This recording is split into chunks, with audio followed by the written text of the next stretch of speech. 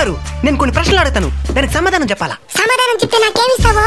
ఏం కావాలి నీకో? చికెన్ బిర్యానీయా, మటన్ బిర్యానీయా? నాకు అదేం వద్దు. ఇంకేం కావాలి? పెడిగ్రీ. అప్డేట్ అయ్యింది ఇదా. సరే మొదటి ప్రశ్న, అర్ధరాత్రి అందరూ నిద్రపోయిన తర్వాత ఎందుకట్ట మొరగతా ఉంటావో?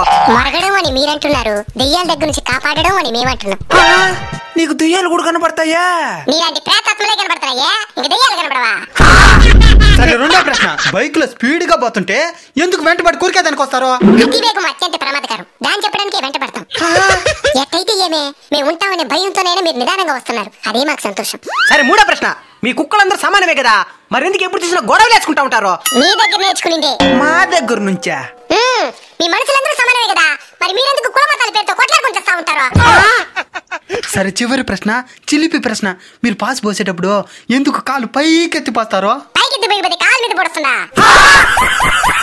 అమ్మా నిన్ను పెళ్లి చూపులకు వచ్చిన అబ్బాయికి నువ్వు బాగా నచ్చేసినావంట, పెళ్లి చేసుకుంటాడంట. ఏమండి మన అమ్మాయికి మెడికల్ షాప్ లో ఏం పనండి?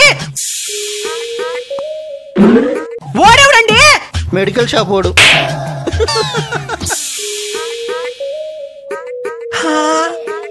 ఇది ఎందుకు నవ్వుతున్నదండి? లెటర్ ఇచ్చిన దానికి. ఈ ఇంటికి రాని దాన్ని కట్ చేస్తాను. ఎవడే వాడు? మా నాయన. ఈడు కాదు వాడు. వాడంటే మెడికల్ షాప్ వాడు. ఎందుకు భయపడుతున్నదే? అడగరేంటండి? అడగమంటావా? అడుగు. టిఫిన్ రెడీ అయింది, తిందురామ్మా. ఎల్లరేకం వాళ్ళని చేసుకుని తప్పు చేసినాడు. అసలు ఎవడే వాడా? ఆయనకు నాకేం సంబంధం లేదు. మరా లెటర్ లేందే. నువ్వే సంబంధం చూసినావా? డాగట్రో వాడు ప్రతిరోజు లవ్ లెటర్ రాస్తున్నాడు. రాస్తే అది చదవదా అంటే ఒక ముక్క కూడా అర్థం కాల. అందుకే మెడికల్ సపోర్ట్ గడిస్తే వాడు చదివి అర్థమయ్యే మరి రాసిస్తున్నాడు. ఈ వారం ఉపాధి హామీ పథకం కింద అడవిలో ఇంకుడు గుంతలు తావాలా. అయితే కరువు పని లేదా? రెండు ఒకటే.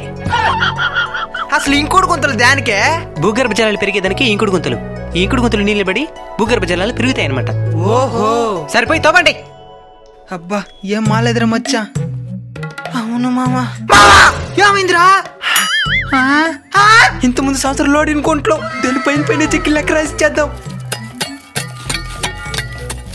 సార్ గుంట అయిపోయింది, వచ్చి కొలతలు రాసుకొని బిల్లు పెట్టండి. పదండి. రాసుకుని బిల్లు పెట్టేస్తలే. ఈ ఒక్క దానికి పెడితే అక్కడ చూడు.